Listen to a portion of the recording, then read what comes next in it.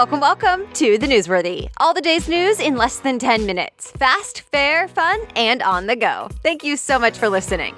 Today, tensions over trade, a letter from North Korea, and more comedian controversy. Plus, the NBA Finals, the top social site for teens, and the word to win it all at the spelling bee. All that and much more in less than 10 minutes. I'm Erica Mandy. Today is Friday, June 1st. Thanks to our sponsor today, Audible. You can get access to thousands of audiobooks with a free 30-day trial.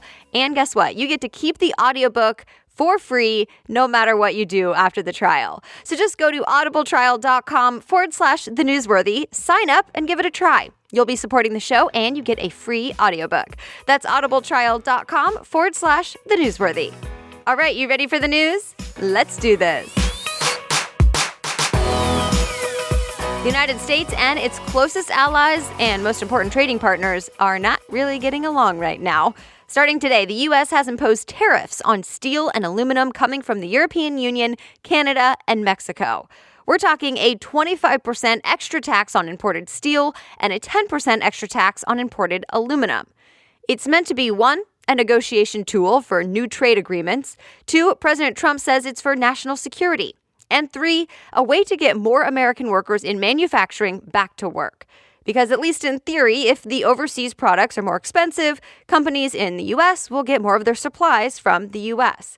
But will that plan actually work? TBD. Some critics say the cost to international relations and the effects on the economy when those countries all retaliate will be too much. And yes, the Wall Street Journal reports the EU, Canada, and Mexico are all working to retaliate.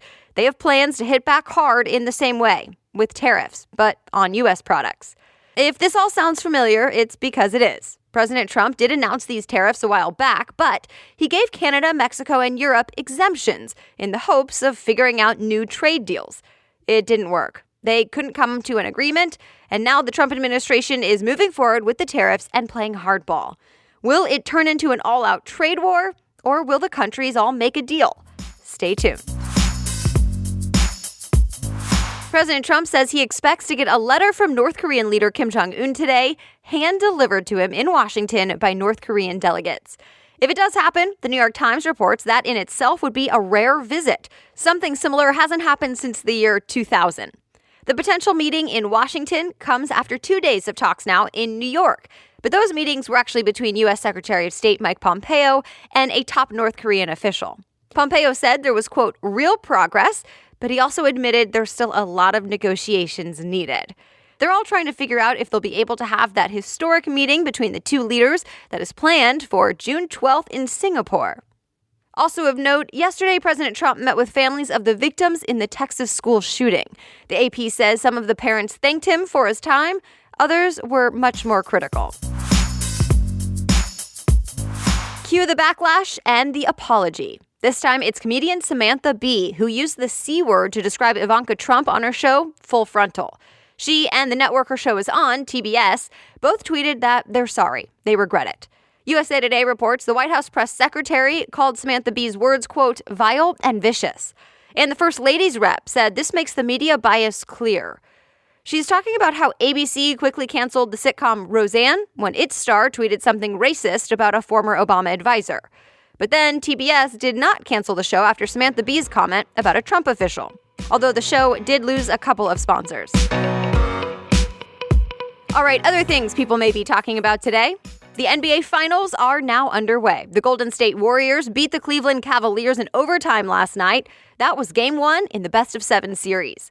Remember, this is the fourth year in a row now that these two teams have played each other in the finals. That sets a record. Game 2 is Sunday night, so stay tuned. Turns out teenagers don't like Facebook as much as they used to. New Pew research found it's not even in the top 3 most popular social media platforms. Instead, more teens are apparently using YouTube, then Instagram, then Snapchat. Facebook comes in 4th. VentureBeat reports the survey asked teens 13 to 17 years old. Only 10% of them said they use Facebook more than the other sites. A lot has changed in a few years. That last similar study was back in 2015, and at that time, Facebook was still number 1. Although remember, Instagram is owned by Facebook. And one more thing. Nearly half of the teens in the survey said they're online, quote, almost constantly. That's a number that nearly doubled just in 3 years. Sears is still struggling. The company says it's now planning to close more than 60 stores, some Sears, some Kmart. CNBC reports that's on top of the hundreds of stores that it's already shut down in recent years, including dozens this year alone. Why is this happening? Well, sales are still slowing. The Wall Street Journal reports it's likely because of places like Amazon and Walmart. In fact, Sears has even tried to deal with this by making deals with Amazon, and it's selling its products there. It will be the world's longest commercial flight. This October, Singapore Airlines says it'll launch the flight from Singapore to the New York area nonstop. Specifically, it lands in Newark, New Jersey. The flight will take 18 hours and 45 minutes.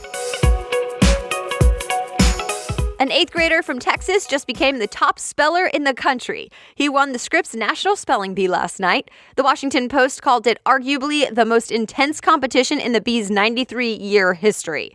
The winning word was koinonia, spelled Koinonia. Got it?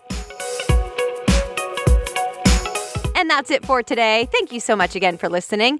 Please be sure to subscribe if you haven't already. You can sign up for a daily email at thenewsworthy.com. Just scroll to the bottom of the homepage to find it, or just hit the subscribe button or the follow button on whatever podcast app you use. This helps make sure you never miss an episode and are always in the know. As always, I list out all the news stories we talked about today in today's show notes, so you can find them on thenewsworthy.com, click episodes, and find today's date. Don't forget to grab your free audiobook at audibletrial.com/thenewsworthy, and I will be back with more news for you at 4 a.m. Eastern Time on Monday. Until then, have a great weekend.